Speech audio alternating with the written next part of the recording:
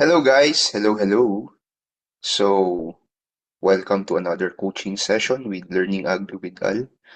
Although for this particular subject, hindi po live ang coaching session natin. It is pre-recorded.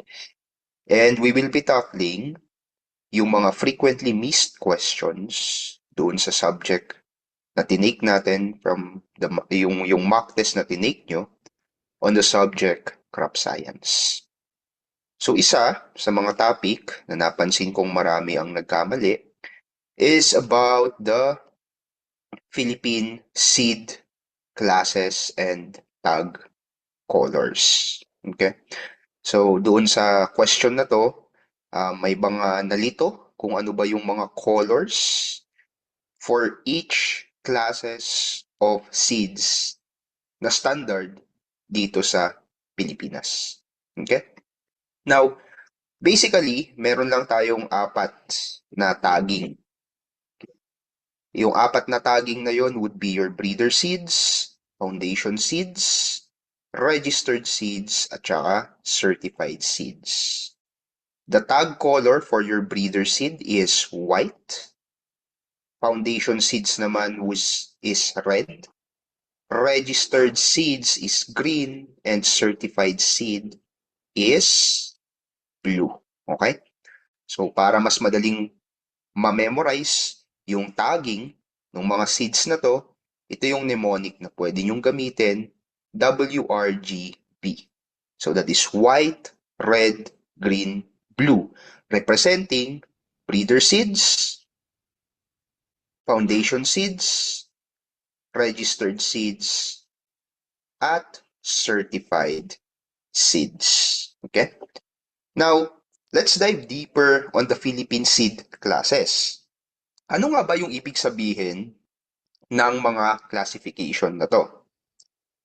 So una, simulan natin doon sa tinatawag nating nucleus seed.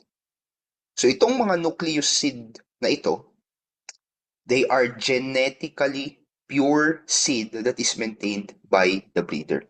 So in terms of seed purity, ito yung pinaka-pure sa lahat. Okay? Almost 100%, 99.99% ang purity niya. Okay? Or 100%, you can say. So, dyan nang gagaling lahat ng mga successive na seed classes natin. So, from the nucleus seed, okay? Sa nucleus seed na yan, itong nucleus seed na to, dyan na kinukuha ngayon yung mga tinatawag nating breeder seed. So, ano ulit ang tag ng breeder seed? White tag. So these seeds are produced from the nucleus seed and maintained under the direct supervision of the breeder or breeding institution. Mataas rin po ang purity ng breeder seed natin. 99% pure.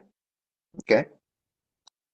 Now, ang pinagkukuhanan naman ay ang source. Okay? Okay, mag-backtrack lang tayo. Okay. Now, after your breeder seed, kokolektahin dyan, and makakapag-produce tayo nung tinatawag naman na foundation seeds.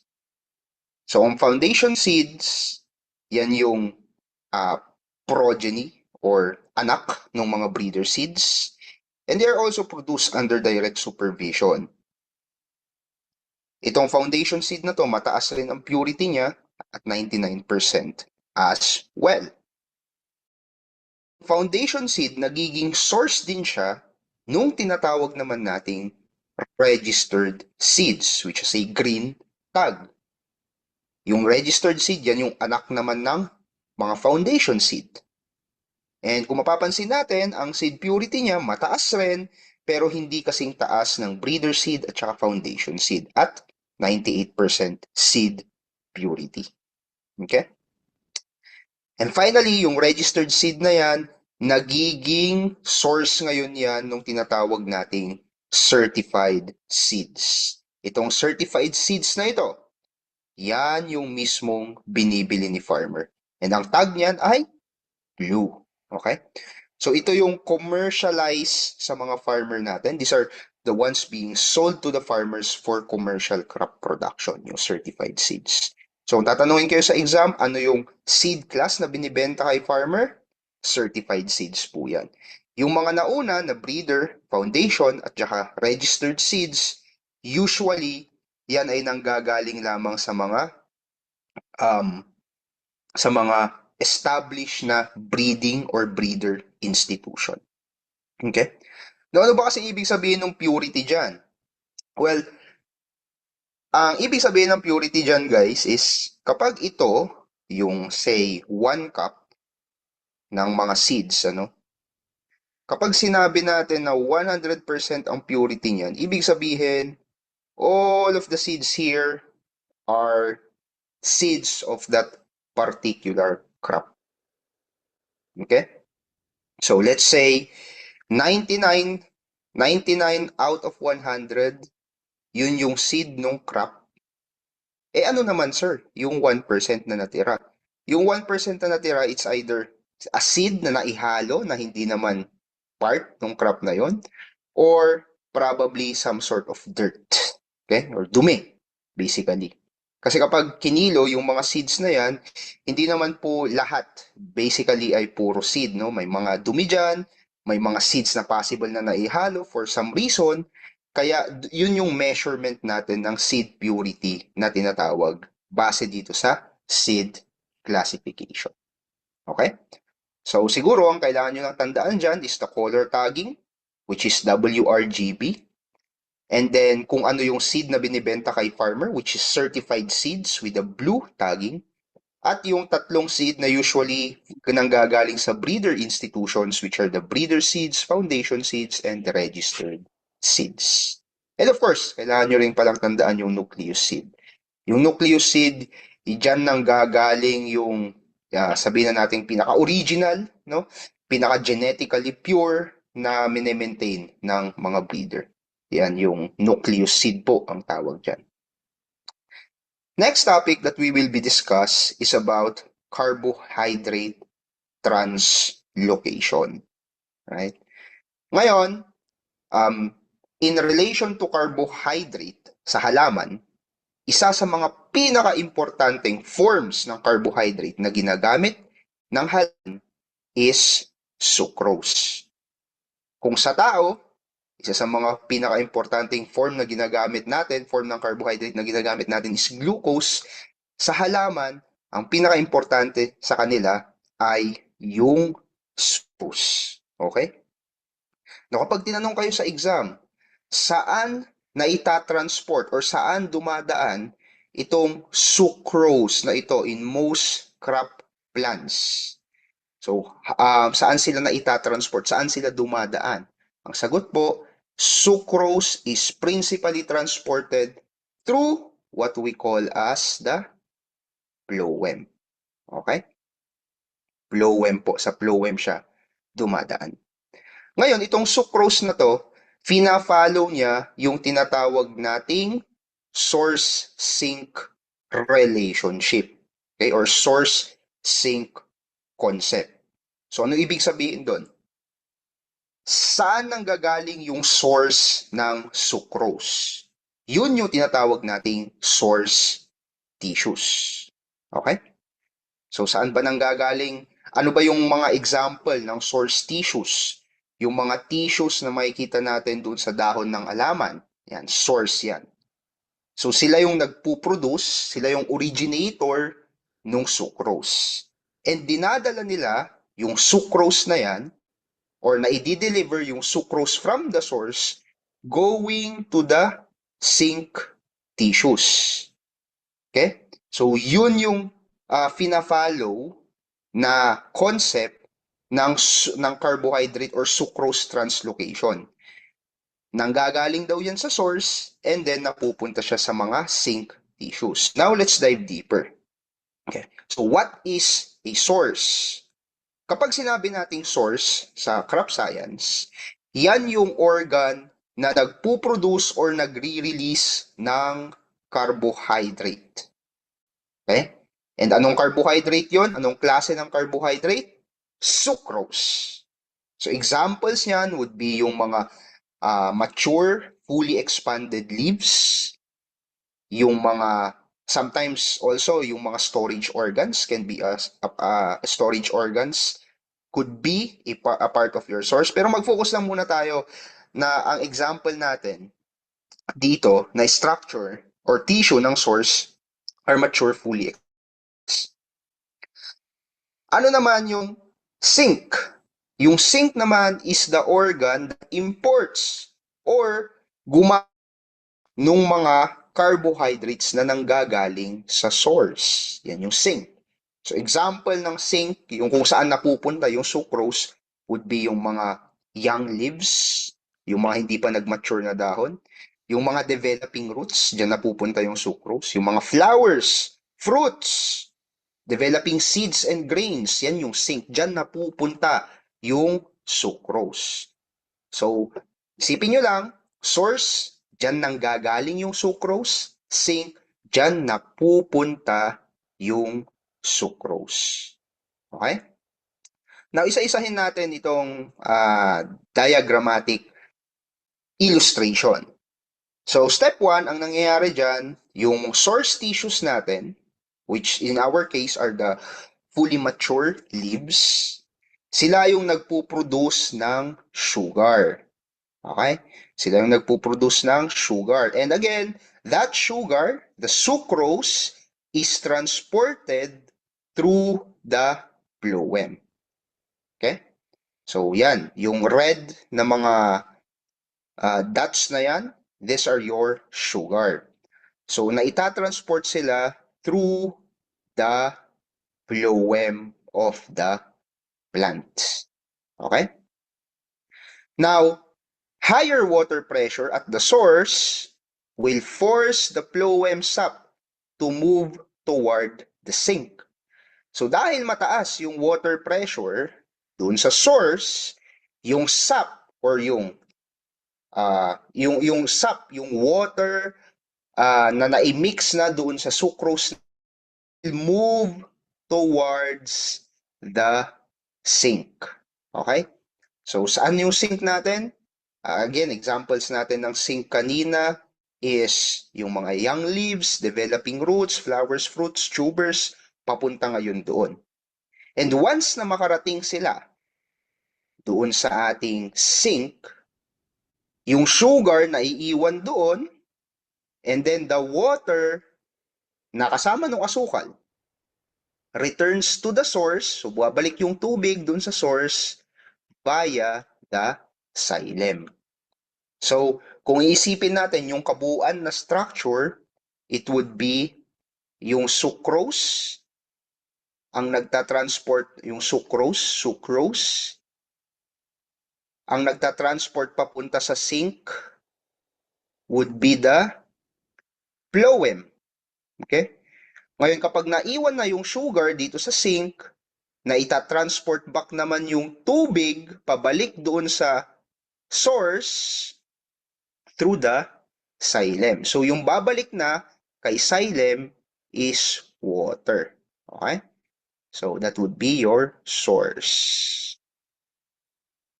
So, again, yung source, siya yung pinanggagalingan ng sucrose. Yung sucrose na yan, dadaan dun sa phloem. Yan, dadaan sa phloem. And then, yung phloem na ito, iiwan niya yung sugar. Pag dumaan na yung sucrose dun sa phloem, madadala yan dun sa mga sink tissues. Maiiwan yung asukal, ang matitira yung tubig. Yung tubig na yan, babalik doon sa ating source via the xylem. So I hope that is clear, ano? I hope klaro sink concept natin. Ang tatandaan nyo lang dyan is, ano ba yung usual na carbohydrate na tinatransport dun sa halaman? And ang sagot doon, sucrose. Hindi po glucose Ang glucose, importante po yan sa respiration, pero hindi yan yung typically dumadaan dun sa phloem na hindi yan yung typical na carbohydrate na dumadaan sa phloem for carbohydrate translocation. Ang starch, okay, ay hindi, ang starch, okay, is another form of carbohydrate. pero ang starch po is a storage carbohydrate. So, ibig sabihin, itong mga carbohydrate na starch, hindi po siya gumagalaw sa phloem. Steady lang siya kasi storage organ lamang siya. Okay? So, yan yung mga different concepts na kailangan yung maintindihan at ma-memorize or ma-remind kayo with regards to the source sink concept. Next topic na napansin kong marami ring nagkamali is about cotton post-harvest operations. Okay? Now, ano ba yung pinagdadaanan ng cotton right after ma-harvest siya? Yun yung ibig sabihin ng cotton post-harvest. Now, before I discuss to you the simple process, the simple post-harvest operation of cotton, isa-isahin lang muna natin yung mga importanteng terms. Okay? First, meron tayong tinatawag na seed cotton. So ano ho ba yung seed cotton? Seed cotton is the cotton harvested from the plant. So yung cotton nakaka-harvest pa lamang. Ibig sabihin, hindi pa siya nalinisan, hindi pa siya na-process. Ang tawag doon, seed cotton. Okay? Next, meron tayong term dyan na tinatawag na ginning. Okay? Now, ginning is the process na we're in, yung na-harvest na cotton, isi-separate na natin yung lint from the cotton seed. Kasi kapag na-harvest mo, newly harvest yung cotton, meron kang dalawang pwedeng makolekta dyan. Pwede kang makakolekt ng lint at pwede kang makakolekt ng cotton seed. Okay? So, yan yung, yung dalawang output na yan ay ginagamit yan in the production of cotton products. So, through ginning, paghihiwalayin yung lint at yung cotton seed. Okay? So, magkaiba po ang seed cotton sa cotton seed. So, ano ba yung lint? Yung lint, yan yung mismong cotton fibers separated from the seed cotton. So, yan na yung mismong bulak. Okay? Lint ang tawag dyan. Yung cotton seed naman, yan yung seed na matitira. Okay? Or yung seed na nakokolekta kapag pinaghiwalay na natin yung seed, kapag ipinunta natin yung seed cotton into the ginning process. So, isipin nyo na lang, during the ginning process, there are two outputs being produced. Ang isang output is the lint, which is the cotton itself, and the cotton seed, yung matitirang mga seeds after the lint is removed. After this process, kailangan din nating maintindihan yung tinatawag nating na I think okay na pala tayo. So, seed cotton, ginning, lint, at saka cotton seed. Dapat alam nyo yung ibig sabihin ng mga yan. Lalo na yung seed cotton at saka yung cotton seed ha. Kasi hindi po parehas yan. Yung seed cotton, yan yung cotton, nakaka-harvest pa lamang. Yung cotton balls, sabihin na natin, that are picked from the mature plants. Yung cotton seed, nakukuha lamang yan during the process of ginning. Okay? So, ito yung simple na proseso ng cotton post-harvest operation. So, of course, magsisimula yan sa harvesting. Kung saan, ha-harvestin yung mga cotton balls. Okay? Or yung seed cotton. Okay? So, the cotton that is harvested from the plant, seed cotton ang tawag doon. Or isipin nyo yung cotton balls. Now, after ma-collect yan, after ma-harvest yan, idadaan yan sa process ng ginning. So, ano ulit yung ginning? Yung ginning separates the lint, yung fiber, yung cotton mismo, yung bulak mismo, from the cotton seed. Kasi kung mapapansin nyo, kapag kinuha nyo yan, may mga matitira, hindi yan puro bulak. May matitira dyan na mga seeds. Ang tawag doon, cotton seed. Alright? Now, after ginning, usually, yung lint, yung mismong bulak, lilinisin pa yan. So, lint cleaning ang tawag dyan. Kung saan, lilinisin yung bulak, it is being cleaned, aalisin yung mga iba't ibang mga dumi, trash, leaf bits, and other foreign materials. So, after ginning, kung saan naghiwalay na yung lint at saka yung cotton seed, lilinisan naman yung lint. Now, after lint cleaning, ang next naman na gagawin is lilinisin yung seed na natira from the ginning process. Ang tawag doon, delinting. Okay? Delinting.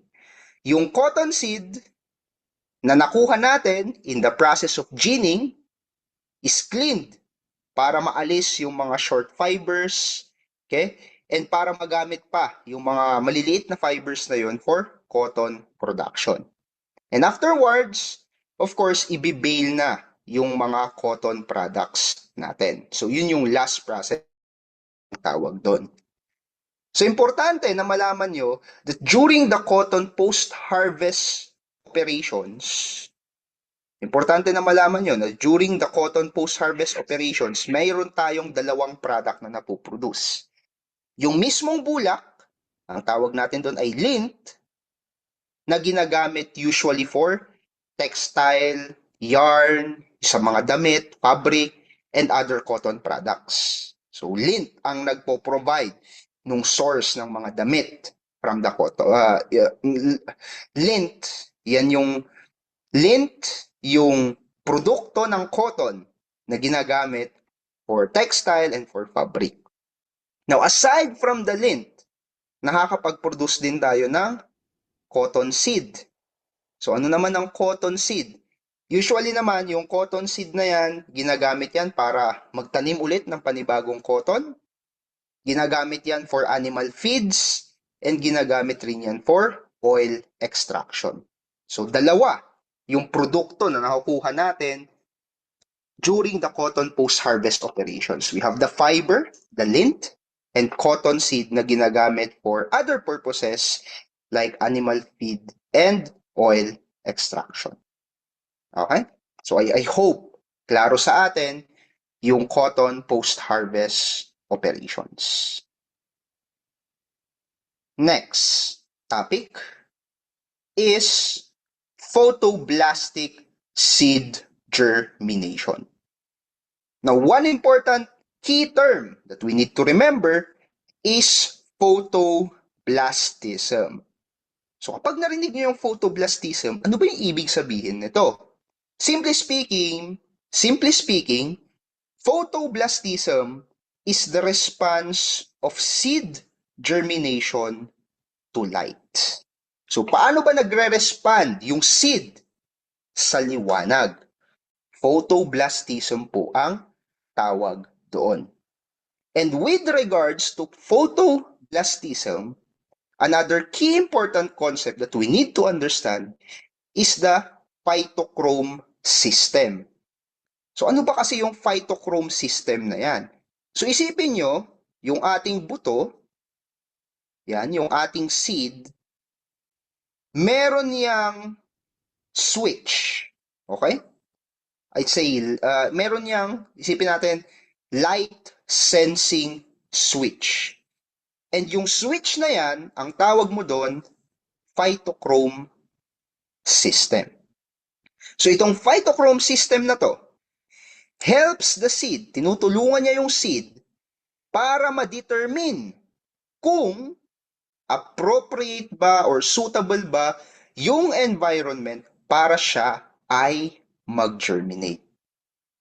So yung phytochrome system, yan yung nagsasabi doon sa seed kung dapat na ba siyang mag-germinate or hindi pa.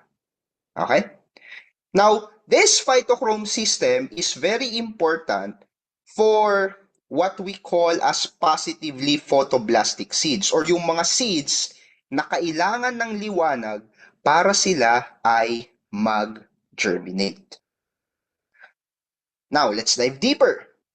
Ang phytochrome po natin, meron niyang dalawang forms. We have red light or in abbreviation, PR, red light ang tawag dyan, and meron kang far red light, or in abbreviation, that is PFR. Yung red light po natin, yan yung nag-a-absorb. Yung red light system natin, yan yung nag-a-absorb ng red light.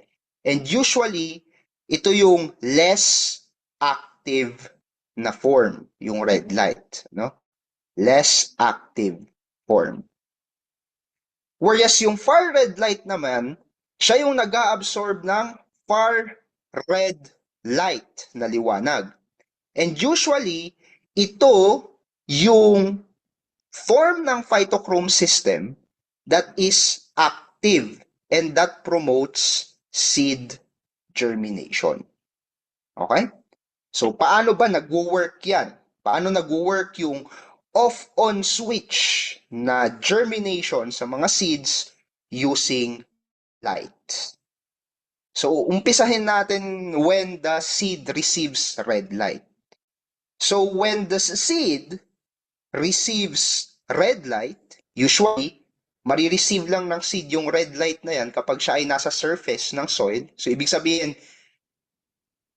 nasa ibabaw siya ng soil, nakakakuha siya ng sapat na liwanag galing kay Haring Araw, nag-a-absorb ng red light yung seed natin. Okay? Ngayon, itong red light na to, ikino-convert niyan into far red light. So may conversion na nangyari. From red light, it is being converted to far red light.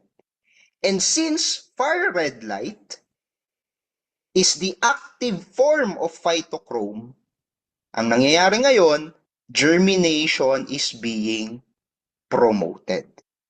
Okay? So kapag yung seed, kung yan yung lupa, for example, yung seed mo ay nandyan lang sa ibabaw, nakakakuha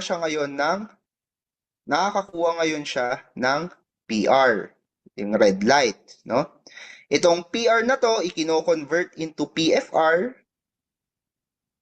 Tapos, yung conversion na yan, dahil nga yung PFR mo is the physiologically active form, nagpo-promote siya ng germination. Okay?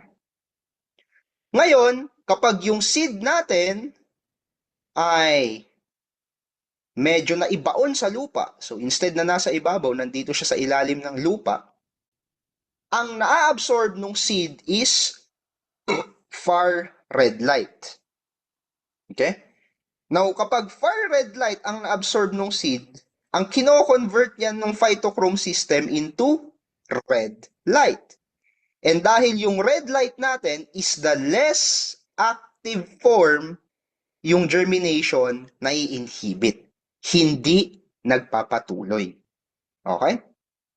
So, kung mapapansin nyo, medyo counterintuitive yung concept, ano? Basta, ang tatandaan nyo dyan, kapag ang seed ay naka-absorb ng red light, kino-convert niya yan into far red light, and then nagpo-promote ng germination.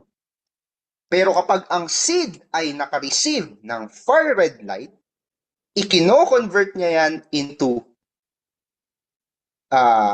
red light. Okay, so far red light yung natanggap niya, ikino-convert niya into red light, yung germination na i-inhibit, hindi nagpapatuloy. Okay? So I hope that clears things up with regards to the phytochrome system. Kasi baka iniisip ng iba, ay sir, siya ng red light. So ibig sabihin, hindi magpapatuloy ang germination. Bakit? Kasi less active ang red light. Mali.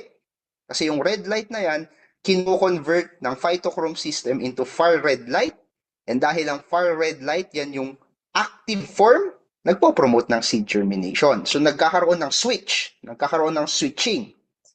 Pero kapag si seed ay naka-receive ng far red light, kino-convert yan pabalik into red light, and yung red light na yon nagkukos na yung germination hindi magpapatuloy or nai-inhibit ang germination. Ngayon, itong phytochrome system na nabanggit ko na to, nangyayari lamang yan sa mga tinatawag na positively photoblastic seeds. So ano ba kasi yung positively photoblastic seeds? Example would be your lettuce. Yung positively photoblastic seeds, Yan yung mga seeds na kailangan ng araw in order to sprout or in order to germinate. Okay? Positively photoblastic seeds yan. So kapag walang araw, hindi sila magge-germinate. Kasi meron din po pala tayong mga seeds that are negatively photoblastic. Ano naman yung negatively photoblastic? Kabaliktaran ng positively photoblastic. Yung negatively photoblastic seeds, hindi nila kailangan nila ng darkness. Yan, kailangan nila ng darkness to grow. So meaning, kapag may liwanag, hindi sila nag-germinate or nag stop yung germination na i-inhibit. Pero kapag madilim, walang liwanag, doon sila nag-germinate. An example ng negatively photoblastic seeds would be your onions.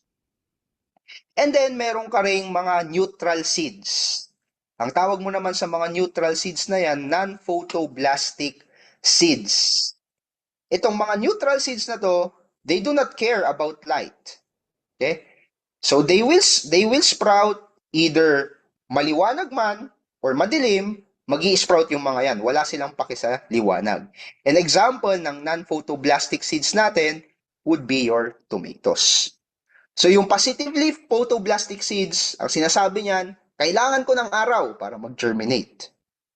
Yung negatively photoblastic seeds naman, kailangan ko ng dilim para mag-germinate. Yung non-photoblastic seeds, ang sinasabi niya, I don't care. May liwanag man or madilim, mag-germinate ako. Okay? So I hope, klaro, itong tatlong types of photoblastic seeds natin. Now, in relation to seed, pag-usapan na rin natin ang seed germination, viability, and vigor testing. Now, before we proceed with the testing, kasi meron tayong mga important seed test sa pag-uusapan, ano-ano ba tong germination, viability, at vigor? Ano ibig sabihin ng mga yan? So, unahin natin yung viability. When we say seed viability, basically, ang tinitignan lang natin dyan is, buhay ba at capable na mag-germinate yung seed under suitable conditions? Or buhay ba yung seed? Kaya ba niyang mag-germinate? Kasi nga, as we have discussed earlier, may mga seeds na hindi nag-germinate kapag unfavorable yung condition. Pero ang tanong, buhay ba sila? Meron ba silang living tissues? Okay, yun yung seed viability. Ngayon, kapag yung seed mo patay, ibig sabihin wala siyang living tissues, okay? So kahit na anong gawin mo, hindi siya mag-germinate, hindi viable yun. Pero kapag yung seed mo is, ano tawag na ito? Kapag yung seed mo is natutulog lang, quote unquote, no? Natutulog lang, they are dormant, kasi yung hindi pa suitable yung environment, okay, or hindi pa sila suitable to germinate, pero sila ay buhay, meron silang living tissues, viable yun. Ano naman po yung germination? So, germination, simply, ang keyword dyan na similar sa germination would be sprouting. Okay? Is the seed able to produce the essential structure of a normal seedling under a favorable condition? So, kaya ba nilang mag-sprout para tumubo yung mga dahon, yung mga stem, yung mga roots nila? Germination yan. Okay? Ano naman yung vigor? Yung vigor, ang tinitignan na natin dyan, is yung ability ng seed to germinate rapidly, uniformly, and successfully under a wide range of field and storage conditions. So, tinitignan natin yung performance ng seed. Gaano ba siya kabilis na mag-germinate? Gaano ka-uniform yung germination ng batches of seeds na yon? And gaano sila ka-successful kahit na yung environment ay hindi ganon favorable sa kanila. Okay? So yan yung tatlong concept na you also need to remember with regards to seed germination, no? Yung viability, buhay ba yung seed? Germination, kaya bang mag-sprout ng seed? And vigor, Kaya ba niyang mag-germinate rapidly, uniformly, and successfully? Ngayon, may iba't ibang mga testing. Okay? Specifically, may mga iba't ibang vigor test na tinitignan na ginagamit ng mga agriculturists in order to test, okay, whether the seed is a good quality seed or a bad quality seed in terms of germination. So ano-ano yung mga yon?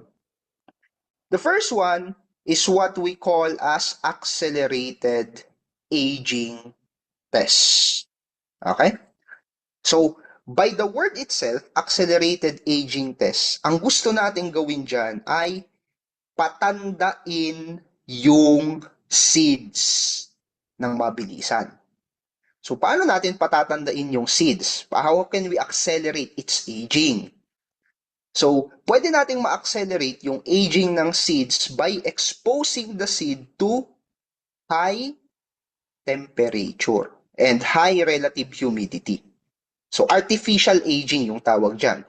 So, mataas na temperature, mataas na relative humidity, pwede nating i-accelerate yung aging nung. And then, itong mga seeds na to, they are now subjected to a germination test. Titignan na, kaya ba nilang mag-germinate? Ilang percent yung mag-germinate? Yung mga high vigor seeds, okay, yung mga seeds na maganda ang performance in terms of germination, sila yung mga seeds na mataas pa rin ang germination rate kahit na sinubject mo sa high temperature and high relative humidity. Whereas yung mga low vigor seeds naman, yung mga seeds na hindi kagandahan ng performance, sila naman yung mga seed na mamamatay or magdi-deteriorate if you expose them to high temperature and high relative humidity. So yun yung ibig sabihin ng accelerated aging test. Another test that we use is tetrazolium test. So sa tetrazolium test naman, basically ang tinitignan naman natin dyan is viability. Okay? So not the vigor itself, but the viability. Tinitignan natin, buhay ba yung seed or patay? So, ang ginagawa natin dyan, yung seed, sinasubmerge natin sa isang tetrazolium solution. Okay? Now, kapag buhay yung seed, kapag yung seed ay may life, okay? So, kapag may life yung seed, kapag nilagay mo yan sa isang tetrazolium solution, nagkakaroon daw yan ng stain na kulay pula. Okay? So, kapag viable siya, ibig may stain na kulay pula, the seed is viable, the seed has life. Stain, kapag yung stain ay wala, ibig sabihin, yung seed po ay patay or hindi siya viable. Okay? So that's tetrazolium test. Another test that we use is electrical conductivity test. Okay? Now, itong electrical conductivity test na to, ang minimeasure ulit natin dyan ay vigor. Okay? Seed vigor. Now, usually, ang tinitignan natin dyan yung electrolytes that is leaking from the seeds. Okay? So, ang minimeasure natin is yung electrolyte na naglilik or naaalis doon sa seeds na sinoke natin in a particular solution. Kapag mas marami yung, ito. Kapag mas mataas yung conductivity na tinatawag, so kapag mas mataas yung activity, ibig sabihin, mas mababa ang seed vigor. Alright? So kapag mas mataas ang conductivity, mas maraming naglilik na electrolytes, mababa ang seed vigor. Pero kapag mas mababa ang electrical conductivity, mas mataas ang seed vigor. Okay? So yan yung rule natin sa electrical conductivity test. So ang electrical conductivity at vigor has a negative relationship. An increase in the kapag mas mataas ang electrical conductivity, mas mababa ang seed vigor. Kapag naman mas mababa ang conductivity, mas mataas ang seed vigor. And next, we have cold test. So cold test, basically, ang ginagawa natin dyan ay ini-evaluate natin yung performance ng seed under a cold and wet soil conditions. So instead of ang cold test, instead of subjecting them to high relative humidity, sinasubject natin sila sa malamig na environment. And of course, yung mga seeds na tumutubo pa rin kahit malamig yung environment, mataas ang kanilang seed vigor, whereas yung mga seed na namamatay kapag malamig ang environment, mas mababa yung seed vigor nila. Okay? Next, let's talk about the three types of seed based on how they respond to drying and low temperature storage. Kasi yung mga seeds natin na yan, hindi naman yan lahat na itatanim immediately sa field, right? Madalas, napupunta yung iba sa bodega, they are being stored, and based on the performance that they have, you can classify your seed as either orthodox, intermediate, or recalcitrant seeds. So unahin natin yung ating orthodox seeds. Okay? Na yung mga orthodox seeds natin, these are seeds that can tolerate drying and cold storage without losing viability. Ibig sabihin, kahit na kahit na dry yung temperature, or kahit na very cold yung temperature, or kahit na freezing yung temperature, ang mga orthodox seeds, kaya nilang mabuhay pa rin. Ibig sabihin, viable pa rin sila, kaya pa rin nilang mag-germinate. And since mataas ang drying, cold, at freezing tolerance nila, ang kanilang storage life mahaba-haba rin kasi they can tolerate yung mga extreme conditions na yan. Typically, kapag i-store natin itong mga orthodox seeds, dapat mababa ang moisture. Okay? Ang sinasuggest na moisture dyan is around 5 to 10% na moisture content. And ini-store natin ang mga orthodox seeds, yung best na environment kung saan pwede natin silang i-store is inside a dry, cool, and airtight condition. So malamig, pero hindi basa, dry, and airtight. Okay? So dry and cold conditions, yan yung best way to store them. So examples ng mga orthodox seeds would be rice, corn, and wheat. Okay? Next is what we call as recalcitrant seeds. Ang mga recalcitrant seeds naman, hindi nila natotolerate ang dry conditions. So ayaw nila ng dry conditions. Hindi rin nila natotolerate ang very cold conditions. And basically, in freezing conditions, hindi rin nila kayang mabuhay. So sa madaling salita, ang mga recalcitrant seeds natin, they are quite sensitive to extreme conditions. And dahil sensitive sila sa extreme conditions, usually, ang storage life ng mga yan, very, very short. Okay? So, very short lang as compared to orthodox seeds. So, hindi nila kayang tumagal sa extreme conditions, kaya yung lifespan nila, maikli lamang. And typically,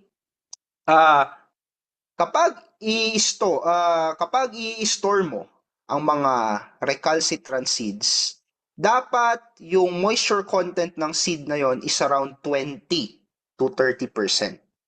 Okay? So 20 to 30%. So dapat medyo may tubig pa yung buto na yon. In comparison sa orthodox na parang kailangang tuyong-tuyo siya.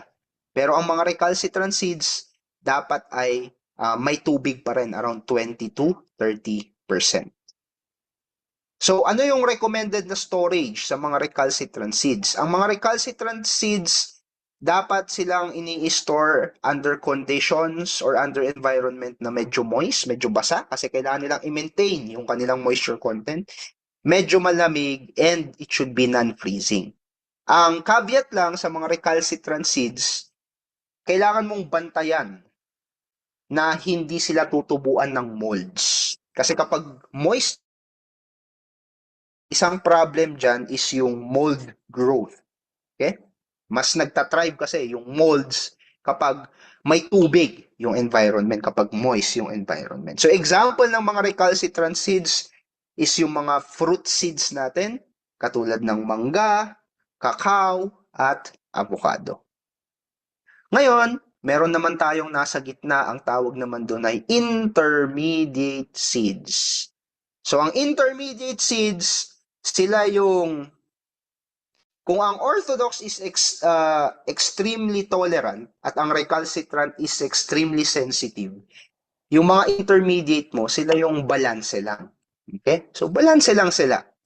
So, they can tolerate moderate drying, they can tolerate moderate cold, although, in terms of freezing, medyo sensitive ang mga intermediate seeds natin.